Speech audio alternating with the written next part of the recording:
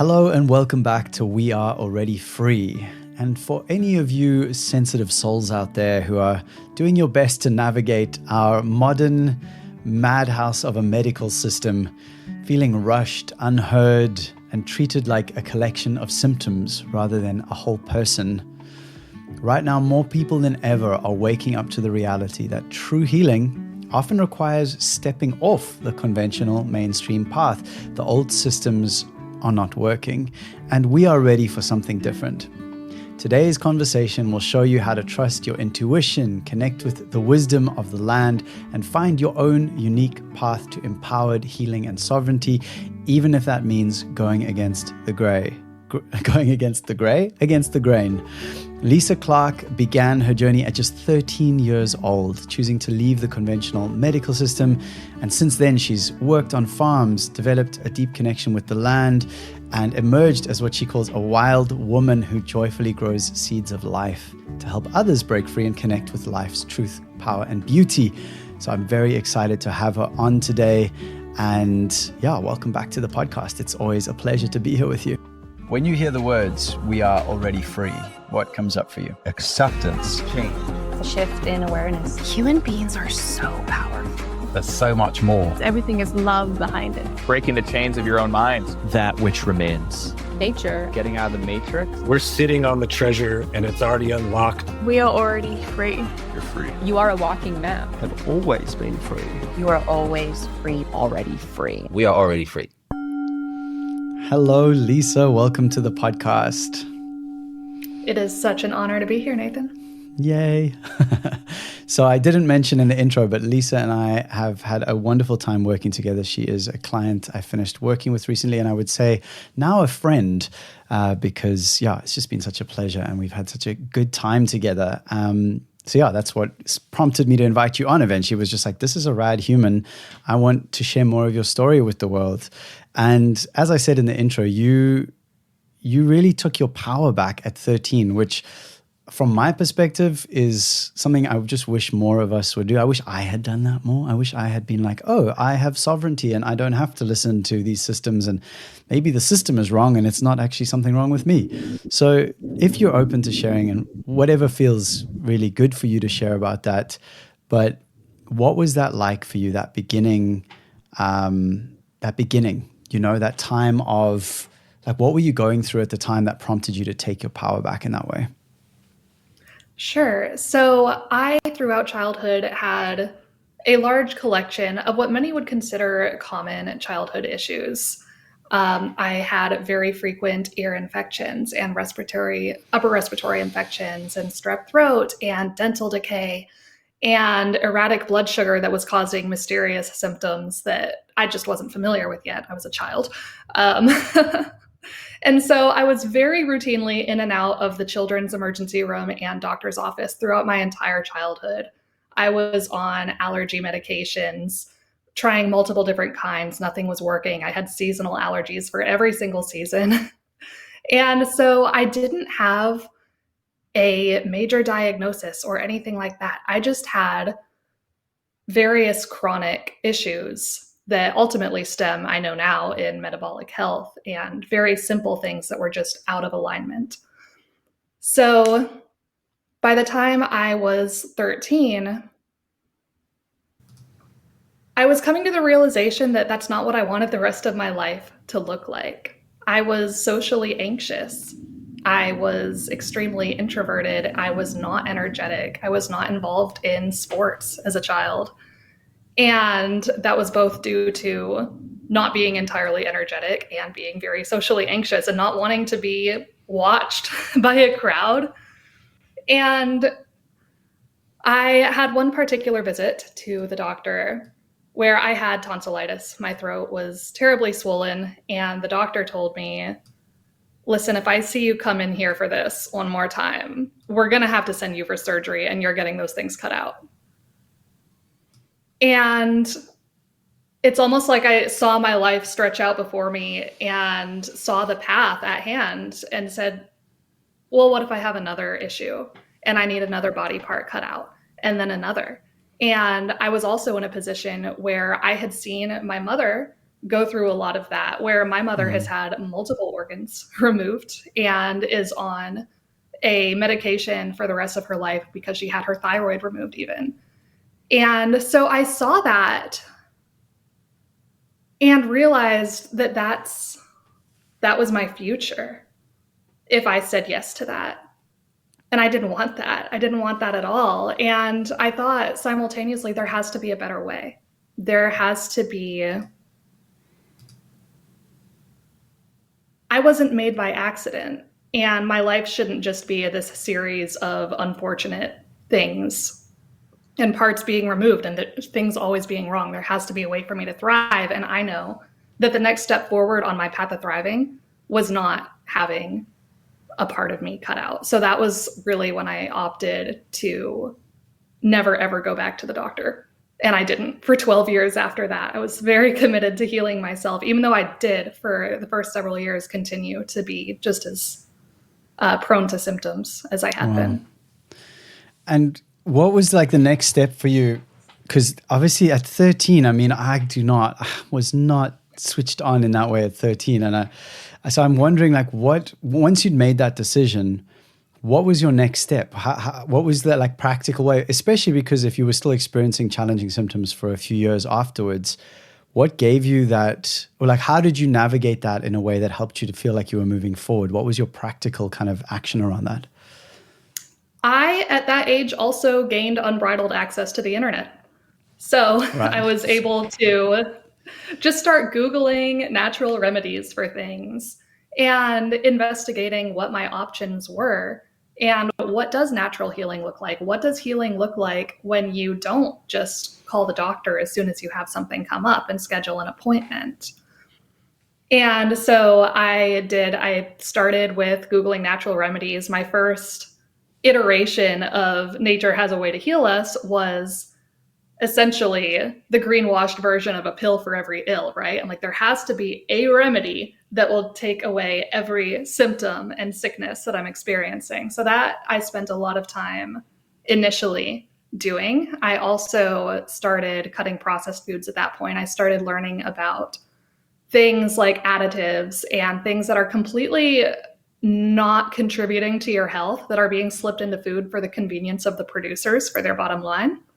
And I was enraged to find out that they could be putting something that's even questionable, if not confirmed bad for people, into food simply because it makes it more shelf stable, easier for them to produce, and easier for them to cash in while people's health is being degraded. And so simultaneously, I find out about the extreme corporate greed that exists in the food system, but also on the flip side, discovered the generosity of nature and started building my worldview around beyond the whole pill for every ill natural remedy approach, realizing that the way food is grown has an impact on its nutritional value, and how nutrition, which is essentially you're eating things directly from the earth, your vegetables and your meats and things like that, you are essentially eating nature. Nature is giving you the nutrients that you need for your body to function, and it's so generous. And then I stumbled upon regenerative agriculture because I was so into like the Crunchy Mom blogs and all these things. Like that's really where I dove in and learned so much is from all of these blogs. And one of them had mentioned regenerative agriculture, and I started seeing that around and investigating that and learning about the specific methods by which farmers can not only improve the nutritional value of the food that they're producing and the quality of it, but it's also simultaneously giving the plants and animals a better quality of life, because healthier plants and animals are healthier for you to consume, and they're healing the land and causing the soil to thrive. And so I was totally blown away by this epic generosity of how everything fits together so perfectly for mutual nourishment in nature and how we are a part of that. Well, let's explore that a little more deeply, because as I know, and I'm curious to share that story more with the people who are listening, you moved into at some point working on farms, also from quite a young age. Was it part of that continuation for you? Did you kind of go, oh my gosh, like if we take care of the land takes care of us. I need to learn more. I need to get more involved in that. Or like, what prompted you and how did you make that move into working on farms? And how old were you when that started? Yeah, so my older sister actually had some land in Canada, and I'm from the United States. And so I would go and spend summers with her starting when I was 14. And so that was part of it. And I absolutely loved that lifestyle. And then I would come back to the States, back to my kind of urban, suburban lifestyle. And after I had tasted what it's like to go out and collect the eggs in the morning and water the garden and watch it grow, like, I need to be doing this. I need to be involved in this. I need my hands in the dirt, and I need this connection to nature, and I need this visceral relationship with nature. And so I started working on a local farm when I was 15. And I ended up working there for 4 years. Amazing. I mean, I can't imagine that it's possible to have a takeaway from that, but is there a standout moment for you where something shifted in you when you were working on that land, like where something landed or you realized you'd learned something or you'd shifted how your state of being or your awareness, anything like that comes up? I think farming gives you an incredibly practical and reverent worldview. I like to say that I wasn't born on a farm, but I definitely grew up on one, where those were some of the most formative years of my life when I was farming.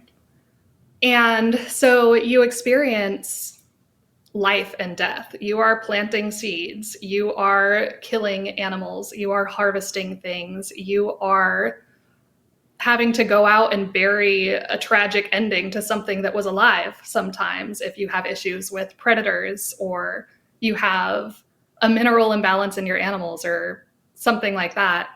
You know, it's very grounding because you are very close to the cycles of life and death and life again.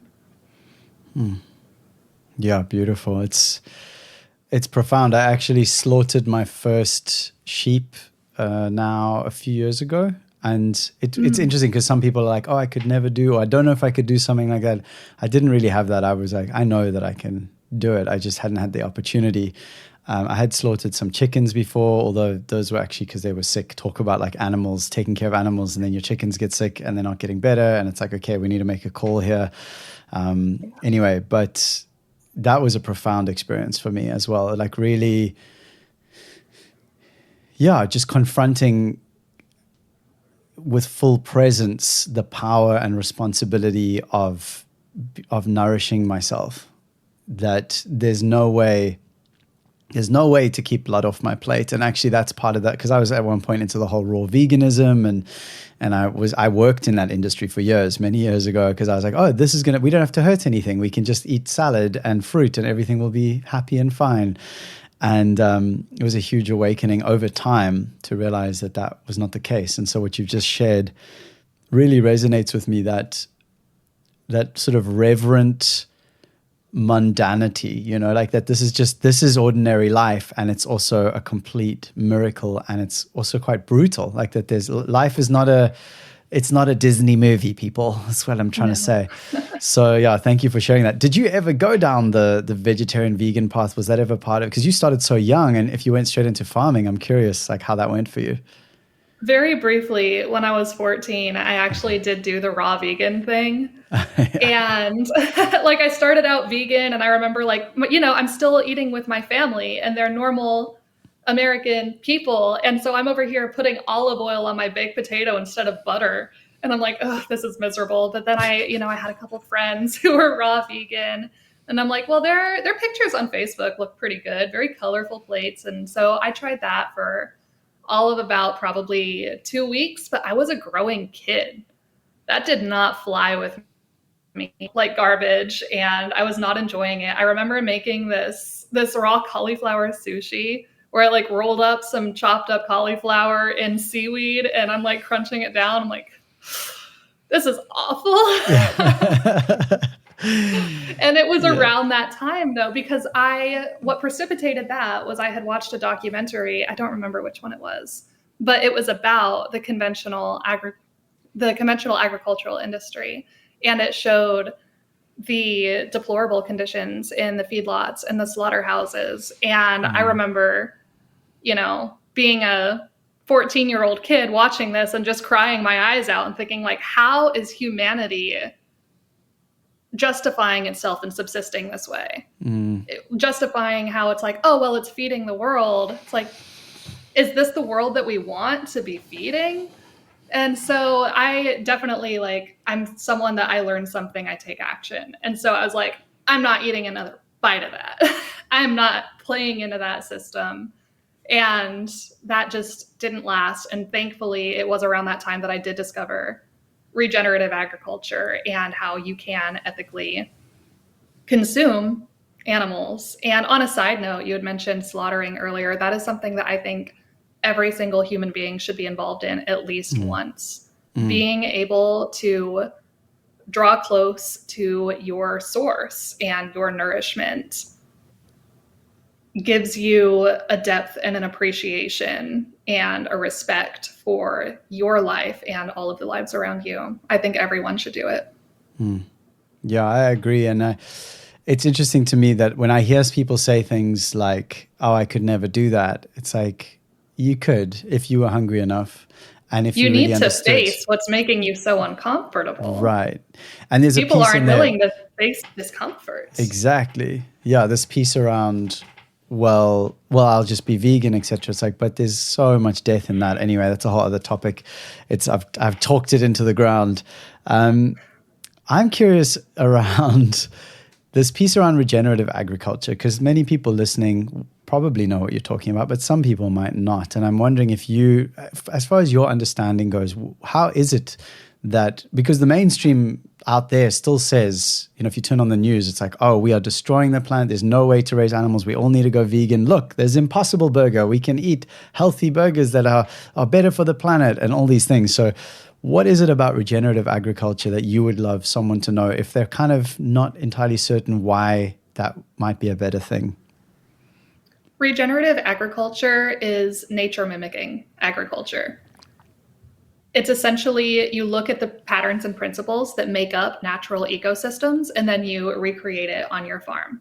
So in nature, herbivores, like you think about the old massive bison herds of North America, they were on the move and they had their annual flow from, this end of the continent to that. And it allowed the grass to grow back in behind them and come back. They would move through, and then birds would be coming through behind them and picking apart their manure and eating fly larvae and that sort of thing, where multiple species, the grass and the bison and the birds, and even things like wildfires and wolves, they all kind of work together to modulate each other and ultimately grow the soil and keep nature going and perpetuating itself. And modern agriculture is not self-perpetuating. It requires massive amounts of inputs, massive amounts of energy, and it's ultimately depleting. So you need to keep bringing things in. And so we have these synthetic chemical fertilizers and things like that, which are, even though their inputs were bringing them in, they're still degrading the soil because they are then altering the microbiome of the soil, where you have microbes and fungi and this delicate, beautiful, abundant balance of little creatures that serve to actually interact with plants and help them absorb nutrients. Like the ecosystem goes everything from microscopic to macroscopic, and modern agriculture essentially steps in and tries to boil it down to just a few choice elements that make the plants grow fast, and doesn't really have the self-perpetuating quality that nature does. So regenerative agriculture is just looking at nature to be the teacher and saying, well, we need something that's going to keep the herd of herbivores, the sheep or the cows, in a group together and move them forward just a bit every day so that they're always eating fresh grass and they're not going back over and getting parasites on old grass. In nature, that would be wolves. We don't want those on our farm, so let's use electric fences instead. And in nature, birds follow around the herbivores and pick apart the manure and get it incorporated back into the ground so that it can feed the earth. So we'll move through a flock of chickens behind them and keep them moving too. And in the meantime, the soil and the grass, they're having some pressure when the animals are on, but then nourishment from the animals, and then it's left alone for a while to absorb those nutrients and build itself back up and regrow. And so that's why it's called regenerative, is ultimately it is self-perpetuating and it's building the soil. You're reminding me of the movie Biggest Little Farm. Have you seen that documentary?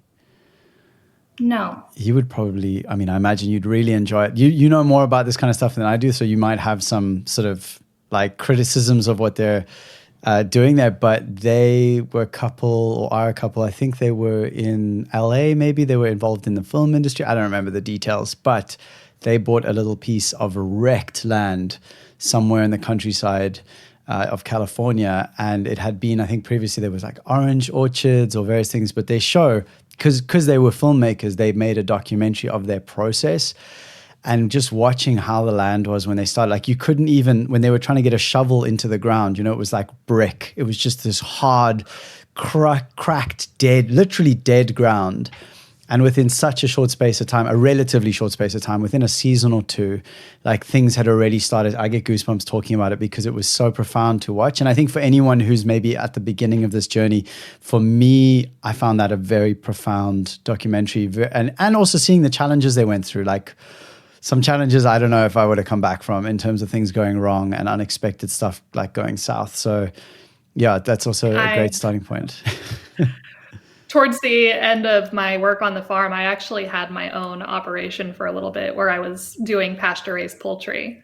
And the sheer amount of misfortune that you can experience, like farming is no joke. Things will go wrong that you did not anticipate. And I had everything from a tornado to skunks killing my chickens to hawks. And so it's more than just creating the space. There's a lot that goes into it. It's a lot of work. So you mentioned that I might have criticisms. I don't think I do. Anyone getting out there, getting after it and trying to heal the land, hell yes, go for it. Please, we need more of it. Yeah, beautiful. And I'm curious to move more into sort of where you're at now or where you've come to. You've, as you know, but our listener probably doesn't, in our work together, towards the end of our time together, I wrote you a song, which I do for all my sort of more long-term clients. And your song came through as Wild, Wild Woman. And it is a celebration of that wild nature. And I'm curious, what does being a wild woman mean to you? And how has that identity evolved over time? Yeah, I really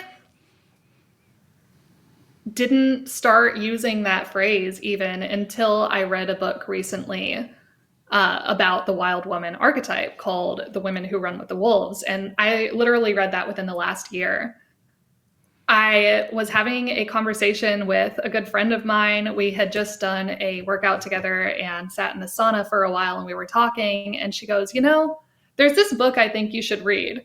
I've never read it before, but I feel like I'm channeling right now. It's called Women Who Run with the Wolves. You should read it. And so I'm like, okay. So I ordered it on Amazon immediately and got this book. And it's basically a collection of folklore by a Jungian psychoanalyst who breaks down all of these different stories and talks about how they root into the wild nature of women and how women have been over-domesticated. And that, what I just said, could be taken multiple ways, where I'm definitely not anti-women being domestic. I'm quite domestic myself. But there is this kind of pernicious undercurrent that has been culturally pushed on women for a long, long time of kind of suppressing your authenticity. Like everything outside of yourself needs to be taken care of before you can tend to yourself. And there's another book that I read called The Myth of Normal by Dr. Gabor Mate. And fantastic book. You look like you've read it before. No, I was just thinking of it the other day because I had Gabor's son, Daniel, on the podcast a while ago. And I believe they might have co-authored that book. And a few mornings ago, I was walking and I just that name, The Myth of Normal. And I was like, I still haven't read that. I need to read that book. So it's interesting to hear you bring it up now. That's all. Oh, yeah. He has a whole chapter actually on women and how all of these choices, these acts of self-suppression that women engage in, where they don't look after their emotional selves, is the reason why women suffer from autoimmunity more than men do. Where we are like over nice and over nurturing and not willing to stand our ground sometimes. And so, learning about this was very interesting and healing as someone who is a recovering, chronically meek individual. I, grew up very gentle, sensitive, introverted, and never willing to stand up for myself. It was a hurdle that I continually work to overcome in my personal life. So that's one aspect of the Wild Woman piece, is these folklore stories in this book that I read kind of uncover the woman's journey in authentic self-expression and connection to nature, and the things that our souls really crave, but we often deny ourselves or don't take seriously. So a lot of it just really landed well for me because ever since I was that 13-year-old that said, fuck the medical system, and probably before then too, I've always had a very fuck the system mentality. I look at norms and I look at the way things are done and I question the hell out of it and say, but why? Why should I do that? And so that's really served to cut a lot of the superfluous out of my life, where even in my later teens, when it was time to start looking into colleges and things like that, well, at the time, I was 3 years into my farming career and only wanting to do that. And there were a couple things that I considered doing outside of that. Like I thought maybe I'll go to college and become a midwife and that kind of thing. But I was like, I really don't want a conventional career. And so I even refused to go to college, even though it was like the normal thing my parents fully expected and I was on track for it. It totally caught them off guard. Sorry, mom and dad, but also not. I don't regret a thing. But I just put my foot down. I'm like, no.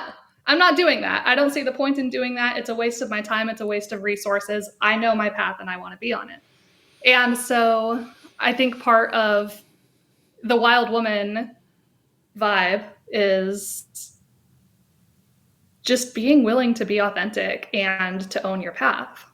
I was grinning a moment ago when you were talking because I'm about to put a video out straight after this call, basically around people pleasing.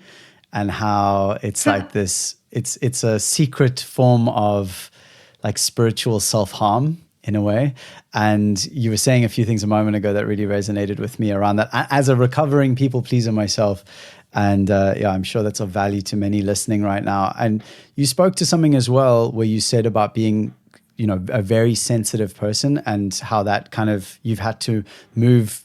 And you are still a sensitive person, obviously, and somehow you've managed to embody more of your powerful, strong sovereignty. And I'm curious to know, because I know there are many people listening, and actually it's one of the very common things I work with women, which is why I was also smiling and thinking, okay, I really need to read that chapter in The Myth of Normal, because that's one of the very common things I experience with clients, where they have that feeling of like, I don't feel like I can express my voice out there. Like I can't speak up and I want to, but I'm scared that they'll leave me or they won't like me, or, all these relational fears that I think women especially, although a lot of men as well, but definitely the women I work with have a lot of that. So in your case, how do you balance that highly sensitive, empathetic, open-hearted self with that strong, powerful wildness, that sort of sovereignty that you carry with such a fire?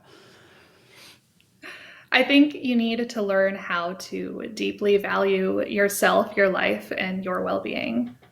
Because the fear of, oh, if I express my needs, this person's going to leave me.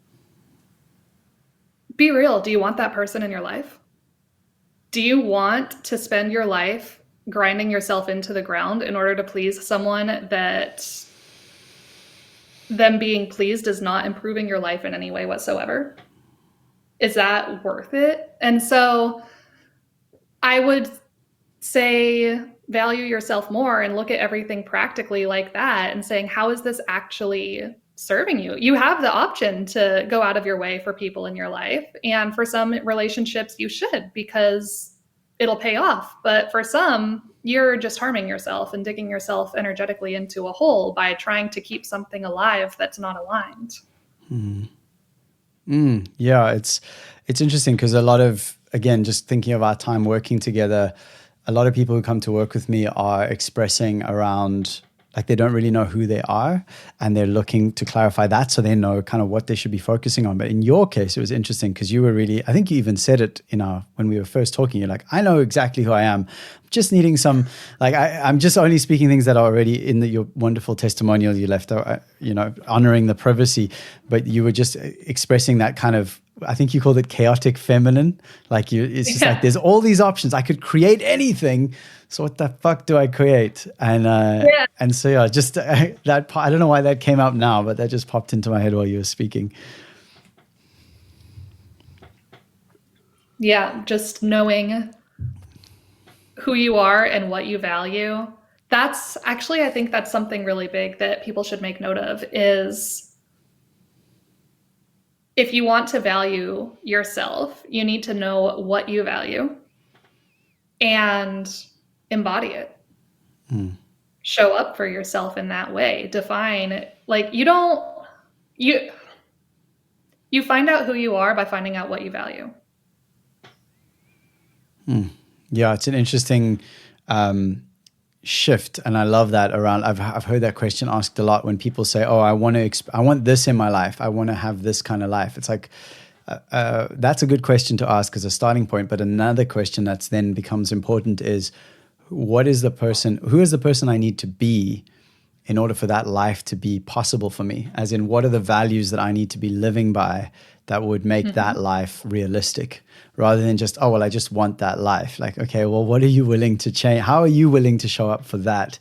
And what are you willing to let go of and work through, etc.? So, and actually on that note, I'm curious, is there anything you would want to say, or what advice would you give to other sensitive souls who are feeling called to a more natural way of living? What would you say to those people? So when it comes to natural living, I think a lot of people see all of the noise in the health world online and get very overwhelmed, and they think it has to be something very complicated. And I have a very simplistic approach, and my approach is that natural living is just simplifying. It is simplifying things right down to their natural principles of determining what your needs are and what is the very simplest way to meet them.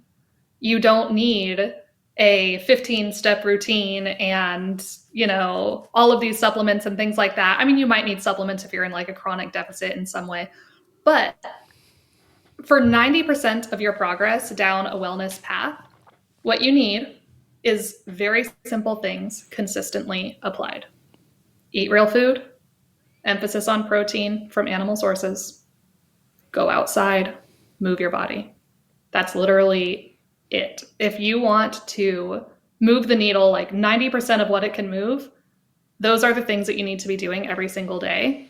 And then there's little tweaks you can make after that. You can do the more biohackery things. You can get your special supplements for whatever your unique physiology is needing at that time. But for the most part, healing is the simplest thing in the world. It is just embodying your humanity as a part of nature. So that's the other thing outside of those physical inputs that I mentioned, is embodying authenticity, because your emotional body honestly creates so many of the conditions of your physical body. They are so tied. I know you've done a podcast in the past with Freya Kellett. I took her course in German New Medicine and is absolutely fantastic. So Shout out to Freya. Yeah. But it's all about how the emotions really create your body. Your body sees stressors come in and says, I need to adapt. And so it'll shift something in your physiology in order to adapt. And so expressing yourself authentically is going to actually prevent deep inner conflicts that trigger physical adaptations. So embody yourself, embody your place in nature by being outside in the sun, on the earth, eating real food, and your health will come into alignment. Thank you for sharing that. And I'm curious to hear a bit more about your own work, how the work that you're doing and sharing. And obviously you're putting a lot out there into the world. And could you share a little more about how your work does now, the work you've moved into is helping others to find their own roots to sovereignty and what that looks like? And as much of your kind of purpose statement or whatever feels aligned for you to share in that way. Sure. So my work, I'm currently self-employed as a wellness influencer. And how I came to this is actually kind of funny, where, part of me wants to say that I walked into it backwards, but part of me has always been doing it at the same time. So I actually started my first blog when I was like 14, 15, and it didn't go very far. It was like a little blogspot thing. But I remember in those early days blogging about natural remedies and farming and stuff like that. And then, letting it die and starting another thing and letting it die over the years. And so it's, in a sense, a thing that I always did. I actually had the funniest experience the other day. I have never bought into numerology, but I met this girl and she goes, she's obsessed with it. She's like, you got to look into it. Just find out your life path number. And I don't remember what my life path number was, but I just remember like looking it up, punching in my birthday. I'm like, okay, girl, whatever. Let me look at this. And it said like in the first paragraph, life path number, whatever it was, makes great bloggers and influencers. I'm like, oh, you're shitting me. That is hilarious. They got you. I know. That's a little uncanny. And so maybe there is some validity to it. I don't know. I have not taken the dive into that. And I don't know if I have the energy for it. Right. I actually have a theory about that. Yeah. Before you, if I may interrupt for a moment. Please. So the theory is this, because I've had, at times, I remember years and years and years ago, my mom came to me with this book that was like every birthday, so I'm 16th of February, 1984, every birthday has a specific life kind of path and energetics. And I was like, but that's crazy. There's only 365 options and there's 8 billion people. Do we all, like if you're born on 16th of Feb, then this means that. Anyway, but when I opened this book she'd brought to me, on that page, what I read about it, I was like, oh my God, that is so apt. That is so aligned. And I think that was the moment where the theory first started to formulate for me, because it's happened a lot of times. And what I think it is, more than that any of these systems are better than any other, or that they work more or less, is that they work when they come to us in the appropriate moment. So whether that's tarot or astrology, like if I just pick up any book on my library right now and I just go open a page, like what do I need right now? And I just open it and start reading. My belief is that the universe will say, oh, here's an opportunity to give Nathan something he needs right now, and I will receive that. So that's my theory about those kind of things. It's like, it's not necessarily that it's now an invitation to just dive in and obsess about numerology, etc. But that the fact that it came to you in that moment, in that way, is just your little reminder that it's okay to be an influencer and blogger, because that's aligned with where you are. Yeah, a little confirmation like that. And Nathan, I cannot tell you how many times in my life that has happened. Like, I think it was early this year, I was sitting in a cafe thinking about my life path and just like kind of writing out like, well, if I were to scrap everything that I've done up to this point, what could I be doing right now? How could I be authentically embodying who I am in this moment while also making a living for myself? And then I was like, I got up and walked across a cafe and came into this chance conversation with this girl. And she was like, yeah, I have a friend that's been, she started a page and now she's making this much, doing what she loves. And it was like that immediate confirmation. And so many things like that have happened in my life, including, the Wild Woman book just popping into my life like that at a time when I really needed a lot of what was said in that book to move to the next level in my life. So yeah, as to the work that I do, part of it feels like it was always meant to be, and part of it feels like I walked into it backwards because I actually got out of farming. I got married when I was 19, and my husband and I met on a regenerative farm. We were both very passionate about it.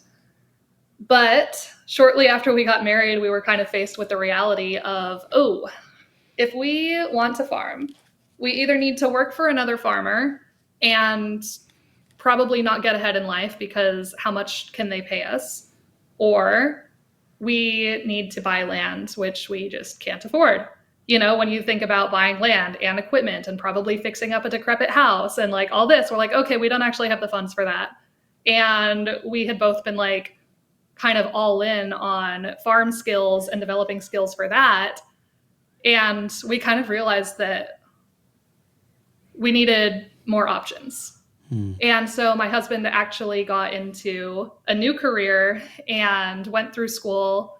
About when we were married for a year, he started school. And so the time since then has been a lot of moving around for his work as he builds this new career and things like that. So we actually have not been farming since we got married, ironically. However, we have always found ways to get our hands in the dirt. A lot of people find me on Instagram and ask, like, how long have you been homesteading? Where's your homestead? I'm like, I live in a top floor apartment. But I have always found a way. Like in the first apartment that my husband and I lived in, someone just offered us a piece of their land to garden on. And we had the best garden of my life there. And, you know, in another place, you'll make friends with a farmer that you can help out on their farm, or I don't know, things have always come up where I've been able to live in alignment no matter where I've been.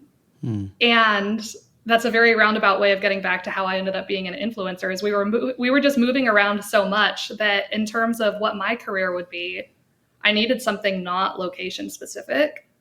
And I went through nutrition school through a program when I was 22, and I started posting a bit more about that on Instagram and just eventually started growing to the point where I am just living in alignment and choosing what's most authentic to me and my life path every day and sharing it and showing people that it is possible. The life that you want is possible no matter where you are.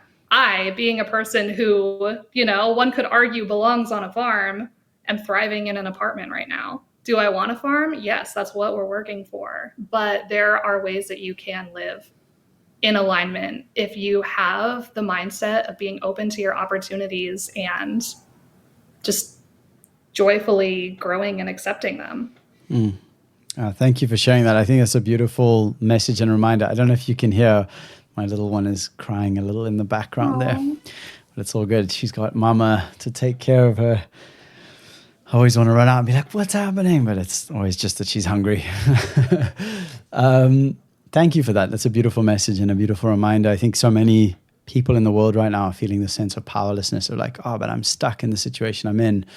And so often... You will be if you think that way. Right. And also so often it's just this shift of perspective that, yeah, exactly what you've just said. Like if you think that way, but there's always or almost always some other way of looking at it or taking action on it or experiencing it.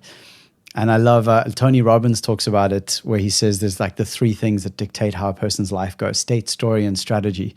He said no matter how much money you have, like there's some people who are given all the resources, they've got millions, they've gone to all the schools, they've done all the things, and their lives are terrible and just not working for them. And there's some people who are born into the worst possible environments of war and famine and disease, and yet they are thriving. And he said, so it's these three things that are all critical and they are in order, but the first one being your state, which is this physical or emotional state you're in at any given moment, your story, which is the narrative you tell yourself inside your head about your life, about what's happened to you or about who you are, and finally strategy is the actions you take on any given day. And if any of those are out of alignment, and I know every single person I know can positively impact their state, like even just some breath work, or like you said, go step outside barefoot in the sun and get some life force energy, do some jumping jacks.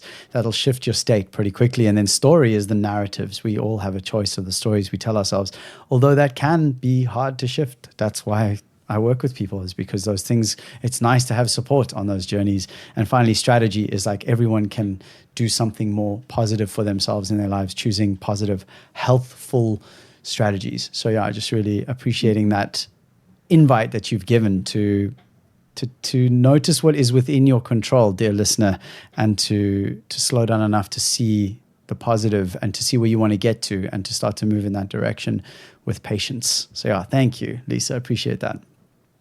Absolutely. And just a note on the value of the work that you do, shifting your state, you can do that physically with the breath work and the sunshine and moving your body. So that's pretty easy, but shifting your story and your strategies, when you try to do that alone and you're stuck in your head, that is so hard. So just a testament to the value of the work that you do and all the coaches out there, or just strong relationships where people can talk to someone they feel safe with. That is so important. Get out of your head and don't be like stuck in your dome trying to figure all of this stuff out alone. Yeah, thank you. I agree. I mean, it's been a journey for me to realize that I needed help. And that's kind of part of why I love doing what I do and why I believe in it, is because I've received so much support through this kind of work, whether that's therapy or coaching or mentorships. Like, I would not be the man I am today without any of that. So yeah, just like big ups and appreciation for all of us. And I love that thought, as Ramdas says, we're all just walking each other home. It's not that I'm some enlightened master sitting up on my mountaintop, like having worked it all out. It's just that I've walked into the valley so many times and come out so many times that when someone else is there in that valley of darkness and confusion, that I can offer, at least, as my other client Alice said so beautifully, which I'm honored by. She said, "You were my lighthouse when I was in the dark." And I was like, oh, wow, that's amazing. And then she said something even better, because at first I was like, but a lighthouse is the one that provides the light. And she's like, "You were my lighthouse in such a way that you showed me that I could shine." I was like, oh, that I like. Wow. So yeah, thanks, Lisa. And as we come to the end, I'm just curious, where would you direct people? Where can they find you? Like, what are the projects you want them to know about? Or maybe it's just your Instagram, or what is the thing that's most alive for you right now you'd love people to dive into? Well, you can definitely follow me on Instagram. My handle is On Earth with Lisa. So go ahead and follow me. I have a couple of ebook offerings. One of them is free for the summer, in this hemisphere at least. I know you're going into winter there. Yeah. But my free ebook right now is on holistic sun protection and how you can use circadian lifestyle strategies and nutrition to improve your resilience and reclaim your relationship with the sun as medicine and not as this great harmful ball of radiation in the sky that's just perniciously there all day trying to harm you. So that's a recent project that I'm excited about and would love to share with anyone that's interested. And then I've also written the Earth-Based Home Nutrition Primer, which is available if you just go to the link on my Instagram. And that one's about how to get what you need from food, and not just that, but how to root into your body and into your own intuition so that you can tune out the fad diets and the noise and all that, and really just get back down to the natural principles that sustain you as a part of nature. Thank you so much. I love that, what you said about the sun. I mean, both of those, I was like, those both sound like amazing resources. And it's funny, I often think about that with the sun, where how scared people are of the sun, that it's literally the thing that enables all life on Earth, because of that ball of energetic heat, that life force energy that's just pumping into the mother every minute of every day, the great father, the planter of the seed of life. And people are like, oh, you can't be in the sun, it's bad for you. Like, something doesn't make sense there, people. Something doesn't add up. No. Yeah. That's another mini testament for me in my wellness journey, actually, is I'm a natural redhead. And all through my childhood, the sunburns, of course, were super intense. Even with all of the banana boat sunscreen in the world, I would just burn so badly. I could never get a tan. I remember trying as a teenager. I'd be like, I think I did it. And then it would all peel off. It was so sad. And so learning in my later teenage years the principles of circadian biology and nutrition that nourish the skin and increase your resilience has enabled me to actually not be anywhere near as vulnerable to sunburn as I was, where I rarely burn. I tan very easily. And it's just part of moving your health into alignment with nature and nourishment. Wow, that's amazing. That's so cool. Thanks for sharing that. And I definitely will direct people in the show notes to your resources. And just one more question for you, lovely Lisa. When you hear "we are already free," what comes up for you? A lot, because it is so freaking true. It makes me want to laugh and jump up and down, because we are only limited by our own minds. And yes, there is stuff that we're up against, and there always has been, and there always will be. It's not like our ancestors lived in some kind of utopia either. We have always and will always face challenges as human beings living on Earth. That's just part of the brutal reality that we exist in.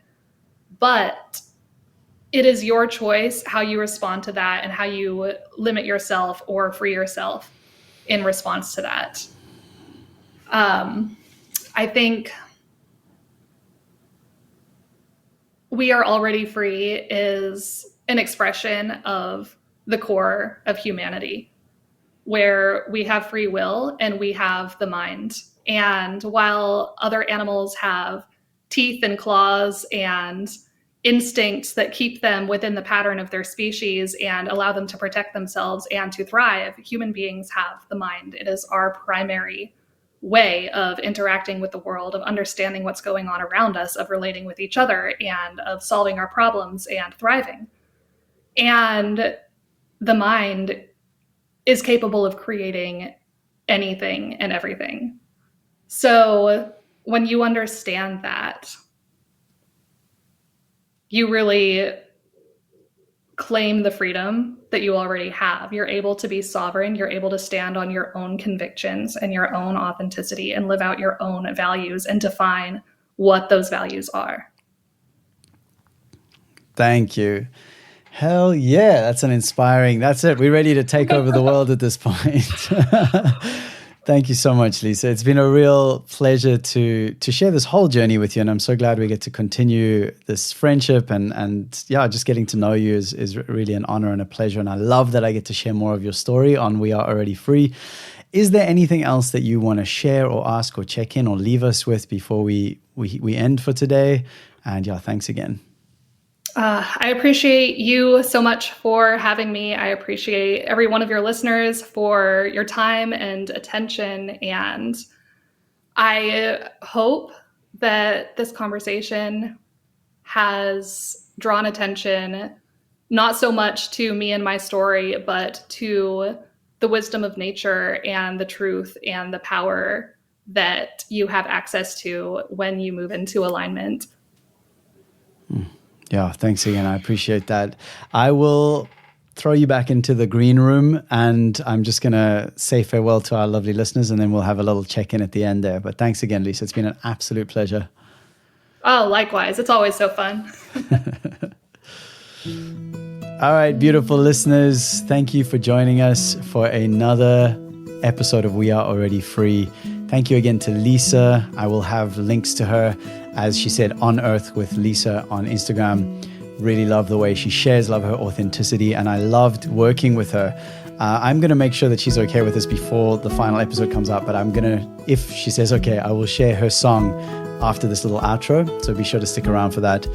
And yeah, we've learned so much today. I've learned so much. I've been reminded of so much, that healing really comes through our connection with nature, with the land, trusting that inner knowing, stepping off that conventional path, because I don't know if you've noticed, but we aren't living in a super healthy society right now. All these medical interventions, and we have very, very unwell people. So Lisa has really showed us that way and showed us that being this highly sensitive person is not a weakness. It is our superpower. It helps us to navigate this life more authentically if we can balance that sensitivity with powerful sovereignty, with purpose, with living aligned with our values. And of course, Lisa's own work of helping others to find their path to sovereignty, empowering people to break free from the negative mindsets, connect with nature's wisdom. So please do connect with her more. Links are in the show notes as always. If today's conversation has sparked something in you, if you're feeling that call to break free, take that first step. Trust your intuition. Get on it. You are worth it. You are worthy of that which is calling you forward. And thank you again for being here. It's been such a pleasure and I've loved every minute of it. Speaking of breaking free, one of the ways that I first connected with Lisa, we didn't touch on this, but she joined up for my 21-day dopamine detox challenge. It is a free challenge because so many of us are hooked on our phones and social media. We're numbing out the very feelings that could guide us home to ourselves. So if you feel ready to get clear, grounded, connected with your inner wisdom, sign up for the dopamine detox challenge. The links are in the show notes. Just like Lisa found clarity through facing her emotions instead of avoiding them. And that's how I got to meet her initially. This challenge will help you rediscover and reconnect with your natural sovereignty. Thank you for being here, for daring to imagine that we can live a different way, that we can reconnect with the truth of who we really are. And as always, remember that we are already free. Thank you so much. It's been a pleasure and an honor, and I will see you again next week. All the best.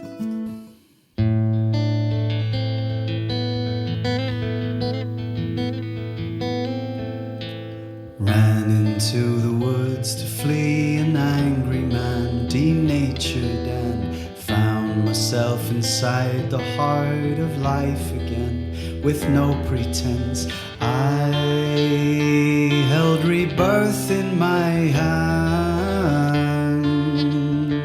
heard the crow call me back to wild lands, knew the truth of the person I am.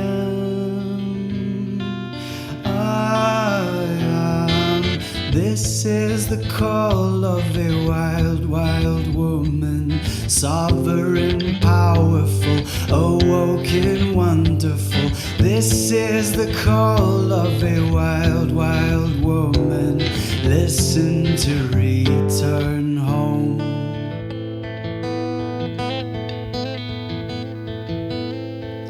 When first I learned society, it sickened me.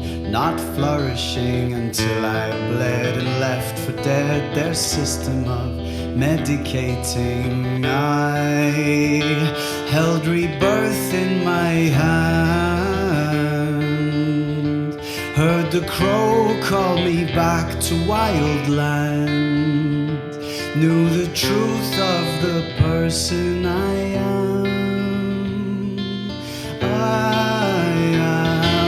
This is the call of a wild, wild woman, sovereign, powerful, awoken, wonderful. This is the call of a wild, wild woman.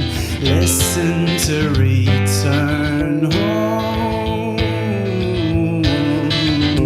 Now as the water flows, wisdom grows in the ways of sacred, weaves the current of the past into this moment, makes it present, ancient, timeless, shameless, real, hopeful, and naked.